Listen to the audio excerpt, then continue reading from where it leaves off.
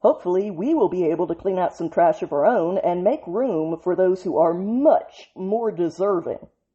And apparently that is a real possibility, however distant it may be.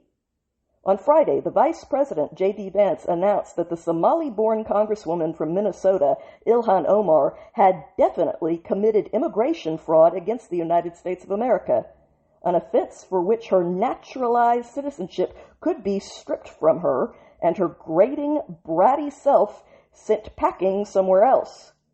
He added that the Trump administration is seeking to go after her for this.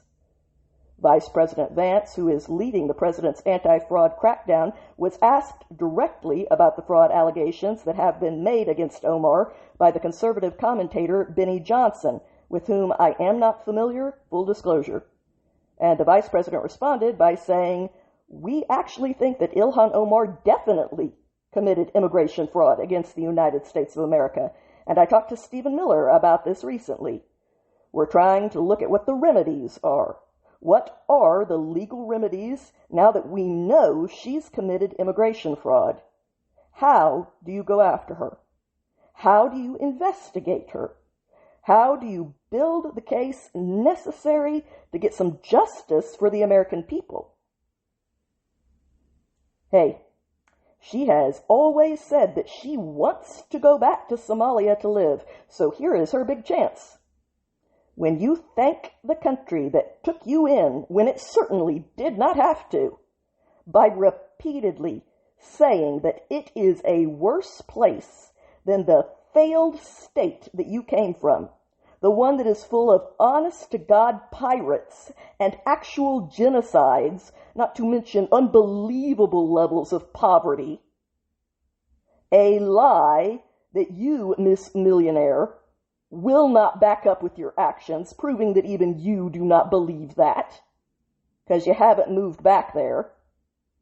And as someone who took binding oaths of loyalty to this country, you turn around and publicly tell the people of your homeland that you sit in our Congress to represent them and their interests. That is actual treason. They are not entitled to a drop of representation in our Congress. That doesn't mean they don't matter as human beings, but the only people on the face of the earth that are entitled to representation in the Congress of the United States of America is Americans. That is what it says in the Constitution that you swore loyalty to, and if you don't like it, you need to leave, and you shouldn't have taken oaths of loyalty to it. So, if she committed the fraud that will allow us to fix the worst immigration mistake that this country ever made, then I will cheer that correction on at the top of my lungs, because I do not believe, as some other people seem to, that we are somehow, for some reason, obligated to make this country into a worse place by taking in people that openly hate it, to prove some bizarre point that has yet to be clarified. As you are doubtlessly aware, the administration has zeroed in on investigating the fraud in Minnesota in recent months, much of which is tied to the Somali community there, and even to Omar herself.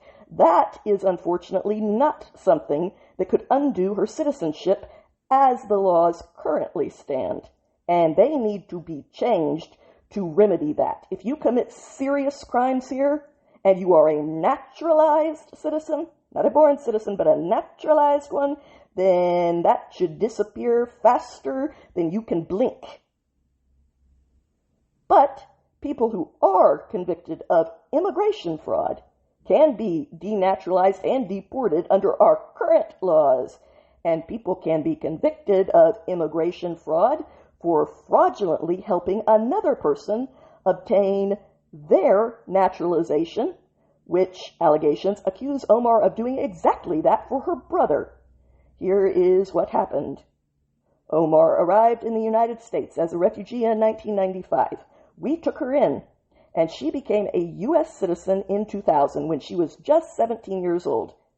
9 years later, Omar married Ahmed Nur Saeed Elmi, whom some people allege is actually her biological brother due to the fact that she herself called him the uncle of her children. Omar has been accused of marrying Elmi, who was a British citizen at the time, just so that he could obtain a green card. So whether he is her brother or not, that is a crime. They reportedly separated in 2011, just 2 years after their marriage took place, and they officially divorced in 2017. Elmi was Omar's second husband.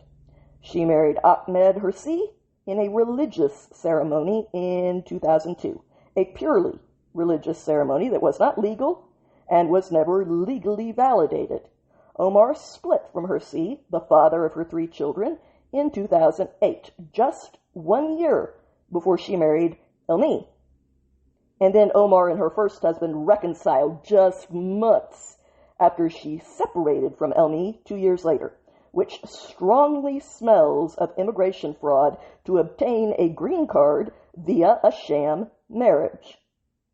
Omar has denied the allegations that she fraudulently married her biological brother in order to obtain his green card and secure his entry into our country, but she has never voluntarily disproved those claims either, even though a simple DNA test could resolve the issue once and for all. And as I said, whether or not he's her brother, if she fraudulently married him to get him a green card, whoever he is, that is immigration fraud. Aside from her potential immigration fraud, Vice President Vance said that Omar is also being scrutinized for her many reoccurring connections to a lot of the worst fraudsters in the Somali community that has stolen millions upon millions of tax dollars in Minneapolis.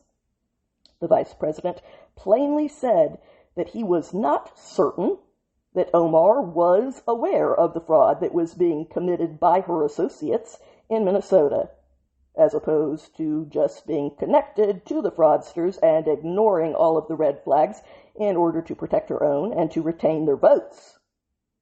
But he pointed out, we certainly need to investigate it. He added, I'm worried about the immigration fraud. I'm also worried about what did Ilhan Omar know about what was happening in the Somali community, and why was nobody looking into it until, frankly, Donald Trump came along. Federal prosecutors have uncovered billions of dollars of fraud in Minnesota recently, massive frauds involving the entire nation's largest COVID scam, and several other record-breaking scams too. The massive fraud scandals have resulted in dozens of convictions, and they involve many people from Minneapolis's large Somali community, and specifically people from Omar's district.